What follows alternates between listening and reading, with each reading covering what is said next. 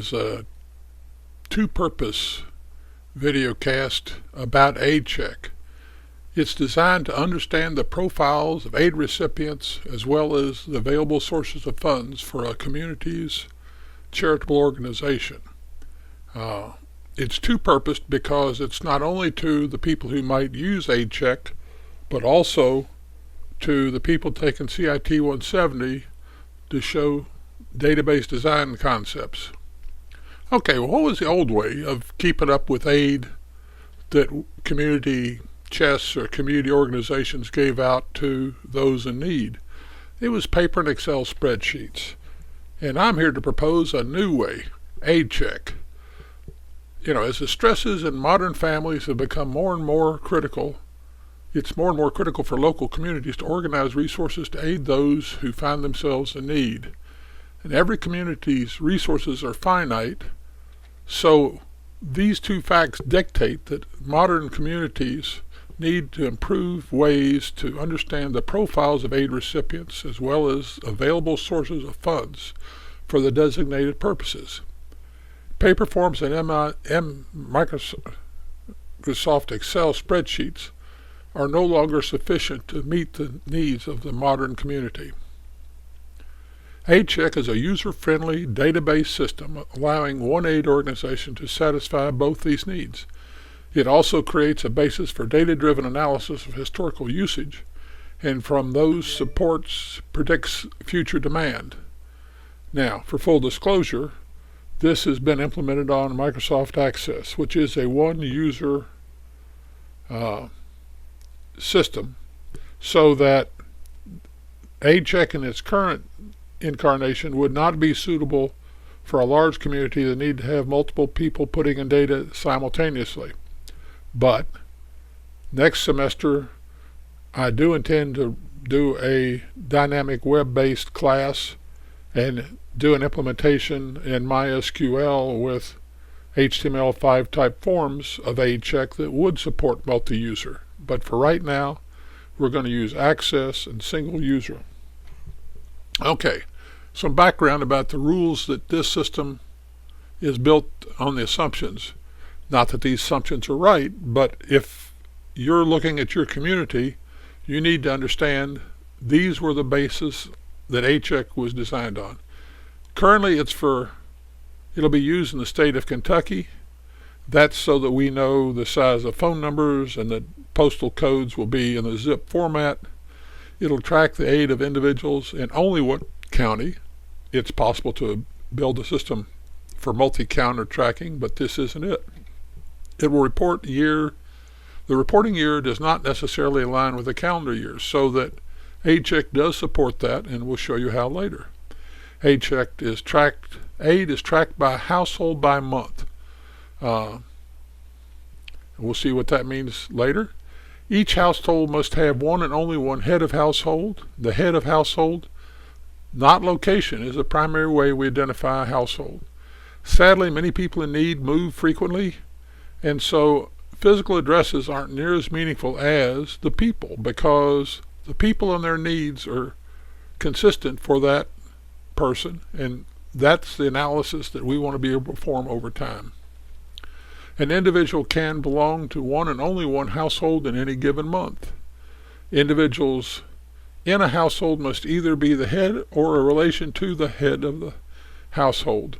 Now, they can be a friend. That's an acceptable relation, but we need to know that they are in a living unit. Aid is divided into types, and the minimum between distribution varies with the aid type, but it's measured in days, so that some donors may say, I don't want to give this form of aid more often than every 60 days, or food aid is typically every 30 days. The amount of aid distribution varies based on the number of individuals in that household and the aid type. So AidChek, in fact, has a way to keep up with the amount of aid that a household gets. So it realizes that small households and big households do not get the same amount of food, and reports will be able to demonstrate how much food each household got. donors may designate the amount of assistance by month by type, so that the Salvation Army may give $5,000 in January and say they want that to be dispensed at $1,000 a month for the first 5 months. System needs to ensure that household does not overdraw any type of aid in a month. The donor's designated amount of assistance by type is not exceeded in a month, and that unused designated donations roll forward and add to the donor's allocation for the next month. And we'll talk some more about that one. And on an ad hoc basis, the agency may need to report age cohorts by household by month. For example, age cohorts would be youth, adult, and senior. And there's many other things that could be reported, but since this is a proof of concept, I'm going to stop at one report. All right, so let's go to the demonstration. When Access opens, this is what we're going to see. We have daily forms of things that we'll do on a daily basis, system maintenance that we only need to do occasionally, and reports that where users will go to run the pre-canned reports. So let's first talk about the system maintenance.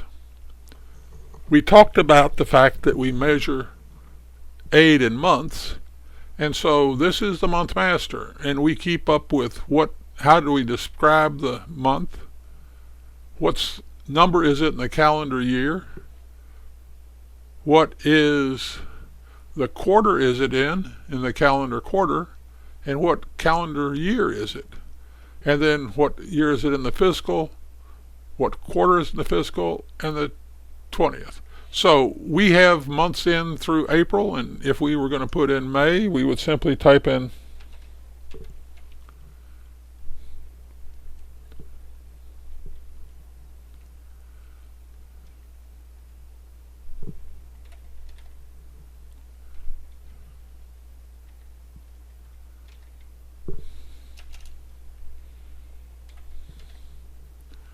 and so we want to save that record, and we can close that form, because as we get out into future months we'll add them, but we don't need to now. So what types of aids are we talking about? Well, we have food aid, and food is measured in 1 to 4 people in the house, 5 to 8 people in the house, and 9 or more people in the house. It is not a cash account, so we don't have any values placed here. And this is a test we're going to use. What's the minimum number of people that have to be in the house to find to be into that category? So to get 5 to 8, you have to have at least 5 people, and so forth. We can see the next record, and we have electric bills.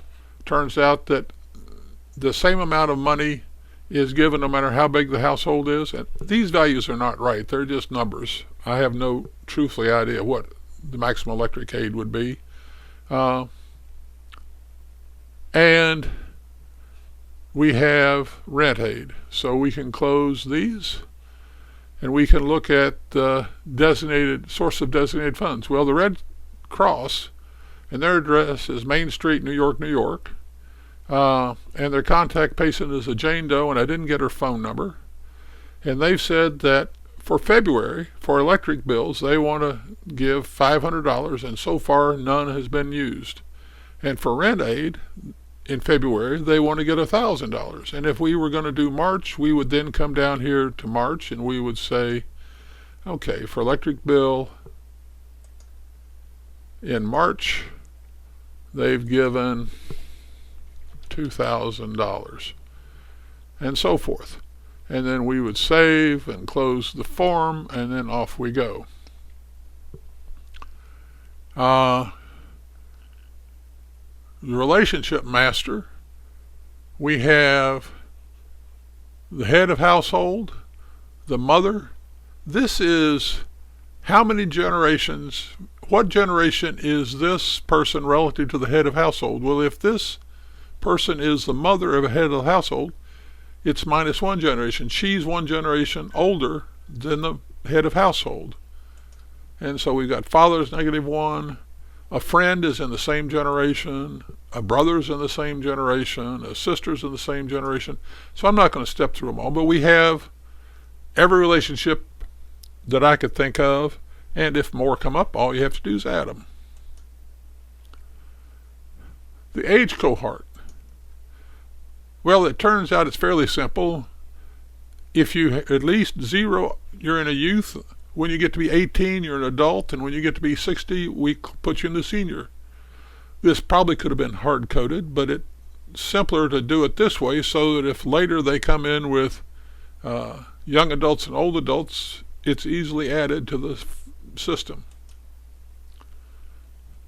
The organizational name truly doesn't do anything, but for reports, if we wanted to have a place to pick up the name of the organization or whatever, that's the purpose of this. So that's all the background information we have to put in. Now let's look at the daily. For our daily forms, we have individuals, and we can find on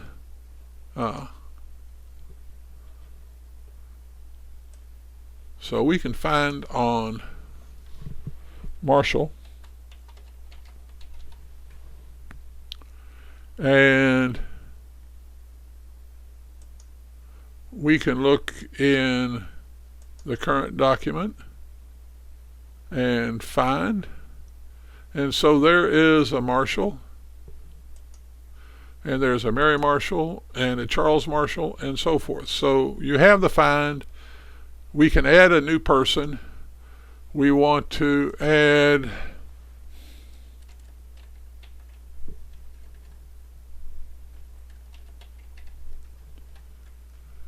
and she was born on 2/28/1985, and her cell number is 123-456-7852. And the last her social security numbers are last 4 of her social security. It turns out that for the unique address, I'm making sure that the date of birth and the last 4 digits of the cell phone number are unique, because people's last name may change, and maybe today I'm calling myself Charles Marshall, and tomorrow I'm calling myself Charlie Marshall. And if somebody doesn't have a social security number, they would just enter a 0. This is what we're going to display, and it automatically calculated their age. So we can save that, and if somebody's already in the system, we don't need to add them. But if we would need to add them, we could do it here.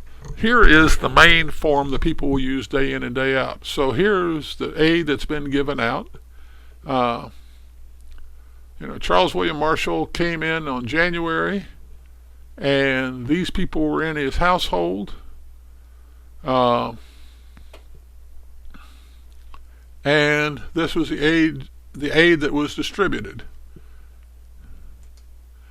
Tom Smith came in March, and notice that we're keeping the address here, not back on the individual's name, so that if Tom Smith is on Main Street in Maysville this month and on Short Street next month, we will still be able to keep up with Tom Smith and the amount of aid that he's drawn from the community, and who was in his household each month. Now, if we come and we want to add a new record, we simply click Add. We pull down Tom Jones. It tells us that, hey, we haven't ever seen Thomas Jones before. It knows that if he's the head of the household, he is in the household, and his relationship is he's the head of household. And then we fill in his address.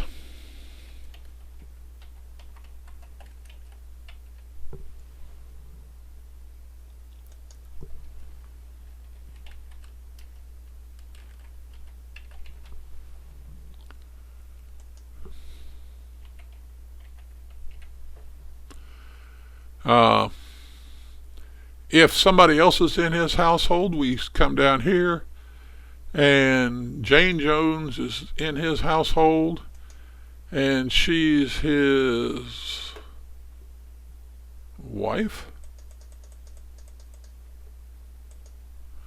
And it figured out her aid and address. And now what distribution did they get? Well, they drew food, and it knew that that was a 1 to 4 household, and they've never drawn, so it's 999 days. And if that's all, we say save. The person, and it is in fact Charles Marshall's come back. Well, it's smart enough, it looks up who was in his house last time he was here. It remembers his last address. Now you can change all these if they've moved, that's not a problem. If you wanted to add somebody, you can come down here and add them. If you wanted to add an aid, you'd say, well, they got food aid, and there is no money for food because it's not a cash account, and we know it's 67 days. And just like we're carrying age at the detail level, we're carrying the number of days that they'd been since they came in for food, and we carry that each month and calculate it and save it so that we can see what the average number of days between them showing up is. And if that's it, we save the record. We can close and then go back up to the top. And so the only thing left we've got is a report. Right now we only have one report. And there it is. So we know that in February 20 we had electric bills we gave out. We had one adult that was in a household that got electric aid. In rent aid we had one adult. In January, though, in electric, we had an adult, two seniors, well, 2 adults and 2 seniors. And could we summarize these and tabulate it and slice them and dice them? We certainly could. But remember, the point of this class is not how to make Access jump through all the hoops, but in fact it is about data. So what I was trying to do with this is demonstrate the data part of the program. So we can close this, and if we return, then if we exit the system, it takes us out of Access and we're done.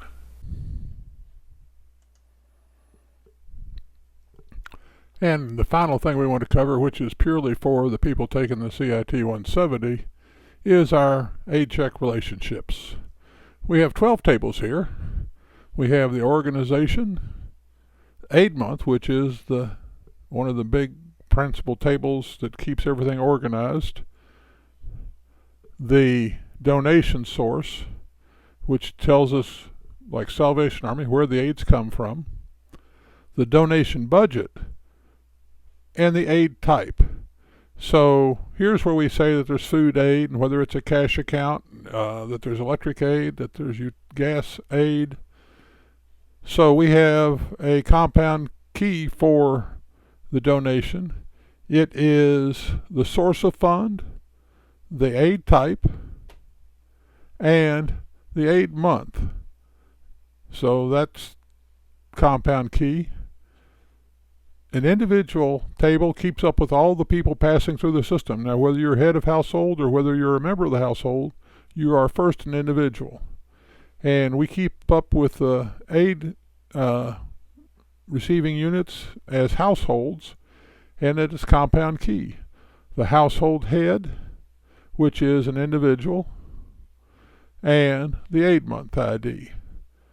And from that we can figure out what calendar month it is or what physical month it is and so forth.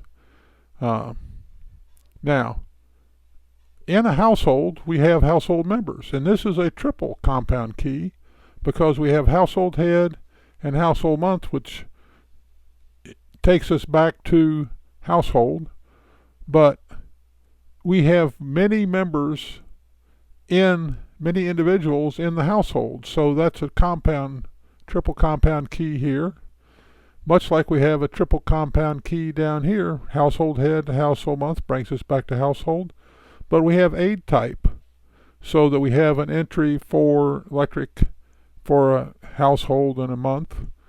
And this is the way we make sure that one household can't get the same type of aid twice. In household members, we want to be sure that nobody is in multiple households in a month. So while it's not the key, it is a unique index to come in. So household month and household member are a unique index. On individual, just as an information point, the primary key is individual ID, but date of birth and last 4 digits of the Social Security number are a unique index, which means that if somebody with the same date and the same last 4 digits of their social are put in, the system will complain and alert the people that there's a problem. We have relationship table over here, which is helping us keep up with how many generations we have in a household, and how many are familiar and how many are just social members in the household. And age cohort, we were able to figure out the age of distribution because we know by coming back to the individual, we can pick up their date of birth. We know the date that the entry is being made, so we can get the age of distribution, and from that we can come over here and get the age cohort and store it. And where the reason I'm storing these and not just calculating them on the fly is that in 2 years I want to know how old were the people, what were the age cohorts of the people in that household in January, and it's just simpler to store it as I go. So I think we've talked about, we've got the age distribution, we've got the aid type, and we have size categories. So because I know how many people are in the house, I can come up and count the number in the household and then come down to the aid size category and decide how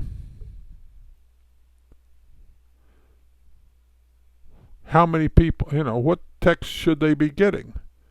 Minimum number of people in the household is what I need given the number of households to figure out what category they're in. So again, these are the 12 tables that we used. To students, if you have more questions, give me a call. I'd be glad to discuss it. It's not that it's perfect, but it is one way to approach this problem, and I think it works in most regards. Thank you for your time. I hope you've enjoyed this, and like I say, if you have any questions, give me a call. Thank you.